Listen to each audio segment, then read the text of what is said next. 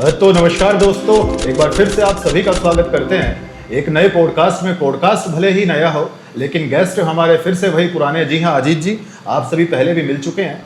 हालांकि काफ़ी दिन से मुलाकात हुई नहीं है, काफ़ी दिन से रिक्वेस्ट इनसे की जा रही थी कि एक बार पॉडकास्ट पे आ जाइएगा, लेकिन मेरे ख्याल से सबसे बेहतरीन मौका है अजीत जी को अपने पॉडकास्ट पे बुलाने का। पिछले साल जब अजीत जी हमारे पॉडकास्ट में आए थे तो गोल्ड गोली की रफ्तार से ऊपर जा रहा था, लेकिन आज जब हमने याद किया है अजीत जी को तो गोल्ड उसी रफ्तार से नीचे की तरफ जा रहा है। जब गोल्ड ऊपर गया था तब भी किसी को आइडिया नहीं था कि गोल्ड ऊपर क्यों जा रहा है। अब गोल्ड लगातार धड़ाम से गिर रहा है तो अभी भी किसी को आइडिया नहीं लग पा रहा है कि गोल्ड आखिरकार गिर क्यों रहा है। तो मेरे ख्याल से ये सबसे बेहतरीन वक्त है अजीत जी को बुलाने का। पिछले बार पॉडकास्ट में आकर अपना वैल्यूएबल जो ज्ञान इनके पास था वो इन्होंने प्रोवाइड किया था, और इस पॉडकास्ट में भी कोशिश करेंगे। हालांकि देखिए, गोल्ड कब खरीदना है, कब बाई करना है, कब सेल करना है, ये पॉडकास्ट उन लोगों के लिए नहीं है। हालांकि गोल्ड की मूवमेंट किस तरफ इशारा कर रही है और गोल्ड कैसे बढ़ रहा है, कैसे गिर रहा है, इन सब बातों का जवाब अजीत जी से आज जानने का प्रयास करेंगे। तो चलिए सीधा अजीत जी से बात करते हैं। तो अजीत जी, क्या हाल है आपके? बढ़िया बढ़िया शशांक भाई, आप बताओ कैसे हो? काफ़ी दिन से मुलाकात की कोशिश आपसे की जा रही थी, लेकिन अब जाकर वक्त आपको मिला है। बस यार, काम में लगे हुए हैं। तो कैसा चल रहा है अजीत जी गोल्ड की ट्रेडिंग? गोल्ड, सिल्वर, सब मेटल्स, प्रीशियस मेटल? बढ़िया चल रही है अपना, तो वही है बिल्कुल नॉर्मल। मिल जाए ट्रेड तो करना, नहीं तो नहीं करना। अभी लोगों की काफ़ी सारी क्वेरीज आ रही हैं कि लग रहा है कि शायद गोल्ड जिस तरह से गिर रहा है प्रीशियस मेटल बचेगा भी है। ये देखो, गोल्ड अपनी करेक्शन कर रहा है अभी फिलहाल तो। जहाँ पे होना चाहिए वहीं पे आ रहा है वापस। लोग अजीत जी परेशान, आप इसको करेक्शन बोल रहे हैं? परेशानी नहीं है, मार्केट क्या करती है वो अपना इस तरह से चलती है। बुलिश होती है तो पूरा बुल मूव दे देती है, और जब फॉल करती है तो अपना करेक्शन पूरा करके फिर वापस उसी साइड जाती है, अपनी साइड। तो अजीत जी, आप ये बताइए, जब आप लास्ट ईयर आप हमारे पॉडकास्ट पे आए थे तब गोल्ड गोली की रफ्तार से ऊपर जा रहा था। तब भी हमने आपसे सवाल पूछा था कि ये कब तक बढ़ेगा। आपने पिछले पॉडकास्ट में भी एक बात मुझे याद है कही होगी, आप लोग भी देख सकते हैं पुरानी वीडियो में जाके पहले पॉडकास्ट पे अजीत जी के। आपने एक बात बोली थी कि ये 5,000 के आसपास पहुंचेगा। आपको मतलब कैसे आइडिया लगा उस टाइम पे कि 5,000 का लेवल डॉलर्स के अंदर अगर बात की जाए कि गोल्ड जाएगा? तो जब मार्केट एकदम से ऐसे उठती है ना, बहुत तगड़े तरीके से जब बुलिश मूव देती है तो करेक्शन भी बहुत अच्छी देती है। तो हिसाब लगाया था, ये नहीं पता था कि मार्केट कहाँ से गिरेगी, लेकिन इतनी तगड़ी मूव हो गई थी तो उसके बाद उसको करेक्शन देना बनता था। तो मार्केट ने वही किया, उसके बाद अपना उस हिसाब से चलती आई नीचे, जो भी अपना लेवल्स बनाते हुए। चलिए जी, आप पिछले पॉडकास्ट में आप बताकर गए थे कि गोल्ड 5,000 के लेवल तक जाएगा, वहाँ से गिर सकता है। तो अब गिर रहा है, तो अब ये भी बता दे जाइएगा इस पॉडकास्ट में कि कहाँ तक गिर सकता है, ताकि अगले पॉडकास्ट में आपसे इसके बारे में भी सवाल किया जा सके। शशांक भाई देखो, पिछले वीक का मैं बताऊँ तो पिछले जो वीक था ना, मार्केट बहुत ज़्यादा बेरिश थी। लेकिन जो लास्ट वीक में जो कैंडल क्लोज हुई है ना, वो थोड़ी सी लिक्विडिटी स्वीप करके ऊपर की साइड हुई है, तो मार्केट बुलिश में जा सकती है। और मंडे का देखा जाए तो मार्केट ने डाउनफॉल का दिया, लेकिन आज क्या है, मार्केट थोड़ी सी बुल हुई है। अगर मार्केट क्लोजिंग अपनी 4100 पे कर देती है डेली की, तो मार्केट 4300 आराम से टच कर देगी। जिन दर्शकों को आज या कल समझ में नहीं आ रहा, बता दूं, आज तारीख है 30 जून 2026, जिस दिन ये पॉडकास्ट रिकॉर्ड किया जा रहा है। तो उसके हिसाब से अपना आज कल देख लीजिएगा। तो अजीत जी, आपको क्या लगता है कि गोल्ड इतना धड़ाम से गिर क्यों रहा है? अचानक से गोल्ड को हुआ क्या? पिछले साल तक हर तरफ हाहाकार मचा हुआ था, पूरी दुनिया में मचा हुआ था कि गोल्ड खरीद लीजिएगा। सब लोगों ने भी गोल्ड खरीदा था, किसी ने इन्वेस्टिंग की थी, किसी ने आपकी तरह ट्रेडिंग जो लोग करते हैं वहाँ पर भी काफ़ी अच्छा मूव था। लेकिन ये अचानक से इतना शार्प फॉल मतलब आया कैसे? देखो शशांक भाई, मार्केट क्या करती है कि मार्केट ना दोनों साइड के मूव बराबर देती है। अगर मार्केट ऊपर गई है तो ओवरबोट हो गई थी। ओवरबोट क्या मतलब, जो मार्केट एकदम से बुलिश मूव देती है तो उसका डाउनफॉल भी बनता है। तो मार्केट अभी क्या है कि लोअर लो लोअर हाइज बनाते हुए मतलब नीचे आ रही है अपनी मार्केट। तो अभी फ़िलहाल तो मार्केट में कोई ऊपर का साइड का दिख नहीं रहा। अगर प्रॉपर वो रिजेक्शन कैंडल बनाए, प्रॉपर डेली की वीकली की कैंडल रिजेक्शन में मिले, मंथली की कैंडल रिजेक्शन में मिले, तब जाके हम सोच सकते हैं कि मार्केट को थोड़ा बाई करके ऊपर साइड ले जाने। लेकिन बाकी मार्केट का कोई भरोसा नहीं होता, कब कहाँ चली जाए हम कुछ कह नहीं सकते मार्केट का। अपने दर्शकों का मैं विचार बता दूं आपको अजीत जी, तो काफ़ी लोग मैसेज करके बोल रहे थे कि ये सब ट्रंप करवा रहा है। तो आपकी बात हुई है? अरे शशांक भाई, ट्रंप देखो देखो है तो मार्केट मूवर। वो कोई भी स्टेटमेंट दे दे तो मार्केट इधर की उधर हो जाती है। तो बाकी मार्केट के भी अपनी लिक्विडिटी पॉइंट्स होते हैं। मार्केट सबको हटाती है, बायर्स को भी हटाती है, सेलर्स को भी हटाती है। जहाँ ज़्यादा स्टॉप लॉस होते हैं मार्केट उस साइड भागती है। ये भी मार्केट का रूल है। बाकी उनका भी कोई स्टेटमेंट आ जाए तो उससे मार्केट ऊपर नीचे हो सकती है।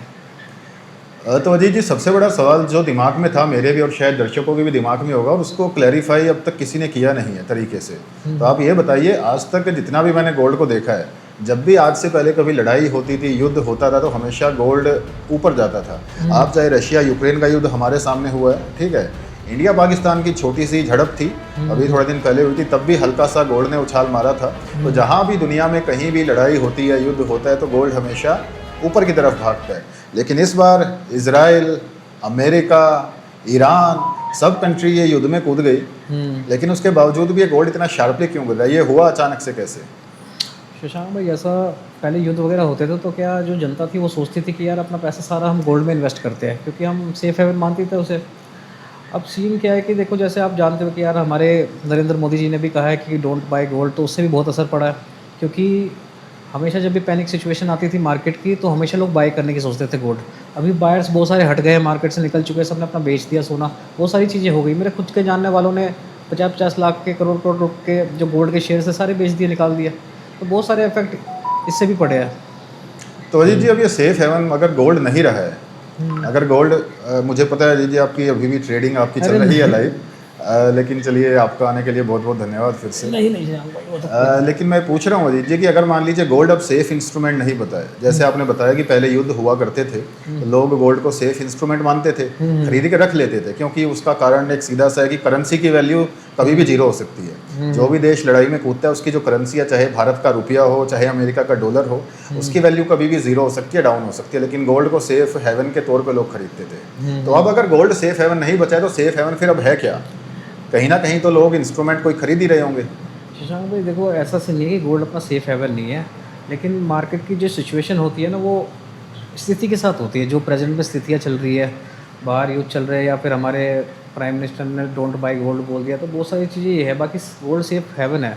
मैं बताता हूँ कि मार्केट अगर नीचे, मैं ये मानता हूँ कि गोल्ड अगर कितनी भी बेरिश जाए, अपसाइड का मूव जरूर देती है, मतलब कवर बहुत जल्दी कर लेती है गोल्ड। जैसे नीचे बेरिश जाती है तो कवर भी बहुत जल्दी कर लेती है गोल्ड, ये तो मैं मानता हूँ उसके लिए। तो अभी जो भी सिचुएशन चल रही है वो प्रेजेंट की सिचुएशन पे चल रहा है मार्केट का, जो भी बेरिश जा रही है, बुलिश जा रही है। बाकी मार्केट किसी को नहीं कुछ पता होता मार्केट का कि कब कहाँ जाएगी, और हम इतना प्रेडिक्ट नहीं कर सकते। बस हम अपने सेटअप बना सकते हैं कि हमें कहाँ से बाई सेल करना है, और छोटे छोटे प्रॉफिट्स लेके निकलने हैं। हम कुछ भी बड़ा ऐसे भी सोच नहीं सकते कि हम लॉन्ग टर्म के लिए बाई कर ले या सेल कर दें। बिल्कुल अजीत जी, देखिए, मैंने आपसे कई बार इस बारे में बात हुई है मेरी आपसे। दर्शकों को भी बताना चाहूँगा, मैंने अजीत जी से कई बार इस बारे में बात की है इंटरनेशनल टॉपिक्स पे कि युद्ध चल रहा है, गोल्ड का क्या होगा। लेकिन एक्चुअली असली बात है कि अजीत जी को इन सब चीज़ों से फ़र्क पड़ता नहीं है। वो सिर्फ अपने सेटअप में बिलीव करते हैं, चाहे गोल्ड बुलिश ट्रेंड में हो या फिर बियरिश ट्रेंड में हो। अगर सेटअप बना हुआ है अजीत जी का, तो फिर मेरे ख्याल से आपको शायद फ़र्क नहीं पड़ता है कि दुनिया में चल क्या रहा है। आप टेक्निकल अपने सेटअप पे ही आप भरोसा करते हैं पूरी तरह से। शशांक भाई, यही भरोसा करना चाहिए लोगों को, क्योंकि हम प्रेडिक्शन नहीं कर सकते। हमें अपना सेटअप बनाना है, हमें अपना मेन्यू मैनेज करना है जिस हिसाब से ट्रेड कर सके। तो अपना छोटे छोटे प्रॉफिट्स लेके निकलो, ज़्यादा लालच भी ना करो और ज़्यादा जल्दी भी ना निकलो।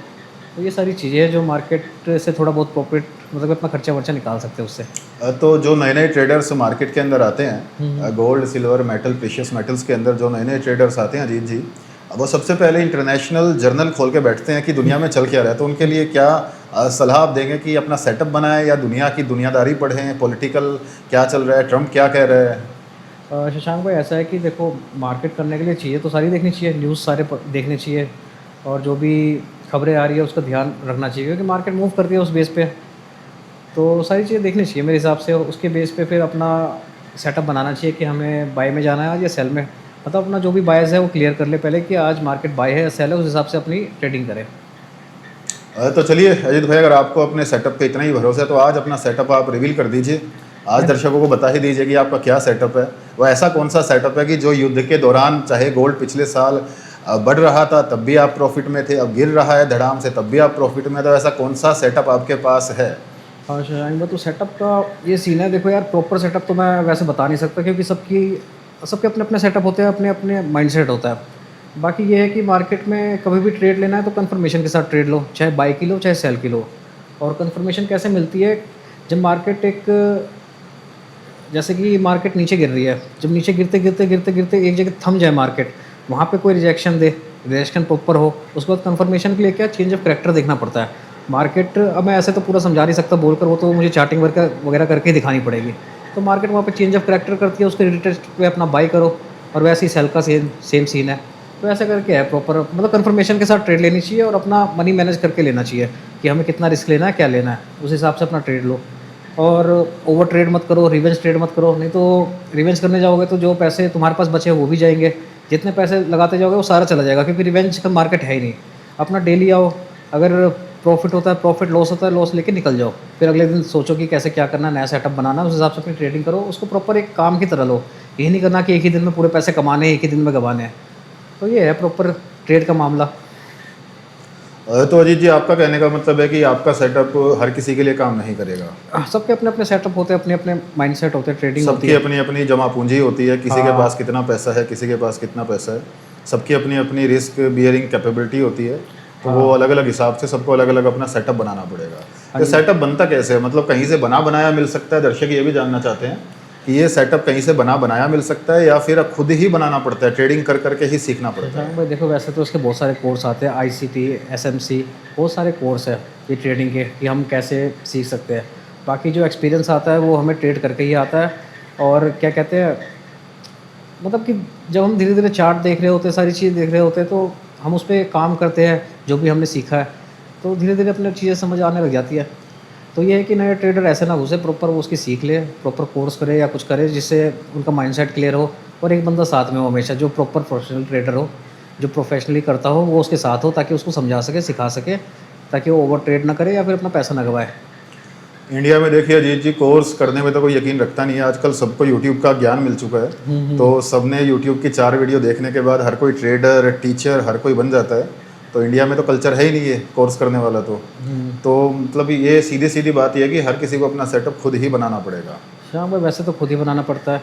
देखो, मैंने भी वैसे किसी से सीखा नहीं, मैंने भी बहुत सारे लॉस किए हैं इसमें। तो ये है कि नया बंदा लॉस ही करता है, तो इसलिए ये है कि अपने साथ प्रॉपर एक ट्रेडर रखे जो उसको समझा सके, क्योंकि नया बंदा आएगा, उस मार्केट क्या होती है, जब मार्केट एक साइड चल रही होती है ना, तो नए बंदे ट्रेड लेते हैं, प्रॉफिट में चले जाते हैं, सोचते हैं कि यार हमें तो मार्केट आ गई, हमने प्रॉफिट कर लिया। 5-4 दिन कमाएंगे और 5वें दिन में मार्केट उनका वो पैसा तो ले जाएगी प्रॉफिट वाला, साथ में उनका पैसा भी ले जाएगी, क्योंकि प्रॉपर नॉलेज नहीं है, सेटअप नहीं है, सीख नहीं है।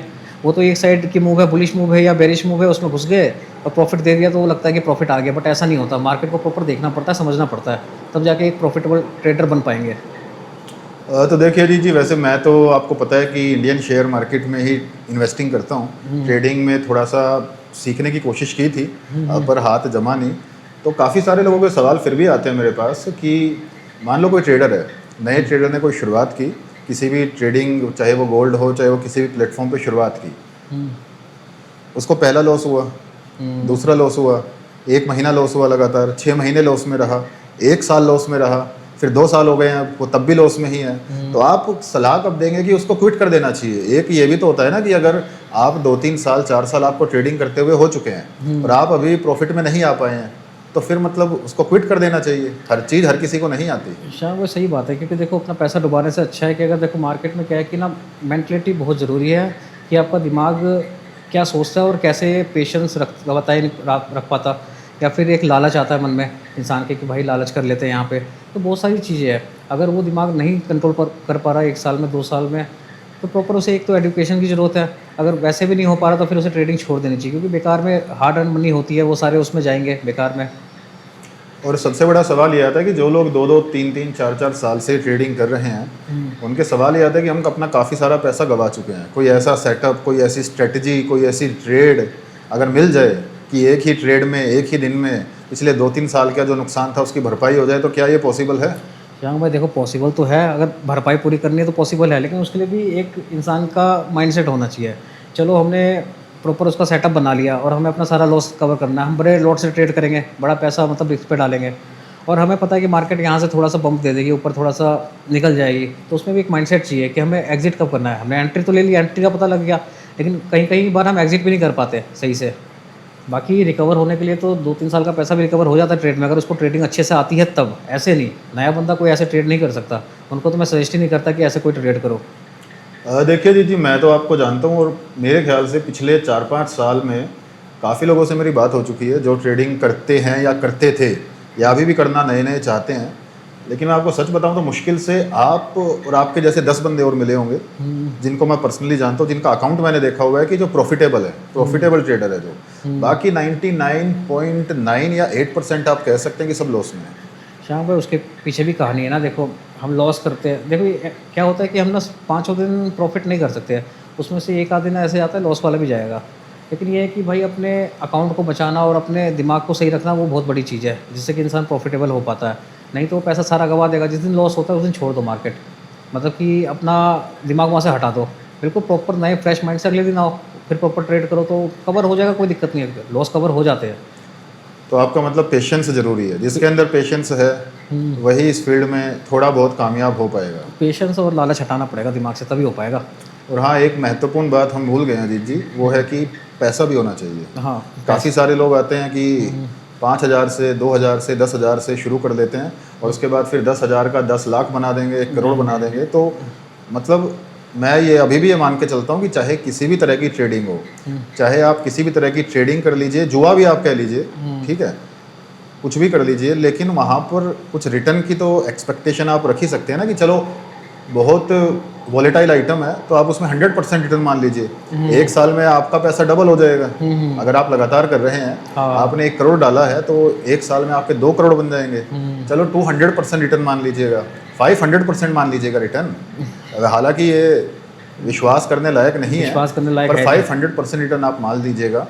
लेकिन जो लोग 10,000 से 1 करोड़ बनाना चाहते हैं उनके लिए तो रिटर्न की सीमा ही समाप्त हो गई। श्याम भाई ये तो कोई बात ही नहीं हुई, ये तो सीधा सीधा गैमलिंग है। उसमें भी ऐसी गैमलिंग जिसमें पैसा सीधा वॉश ही हो अकाउंट, ऐसी तो उसमें गारंटीड है कि पैसा बचेगा नहीं। नहीं, पैसा नहीं बचेगा, इतने बड़े लोड से कर ही नहीं सकते।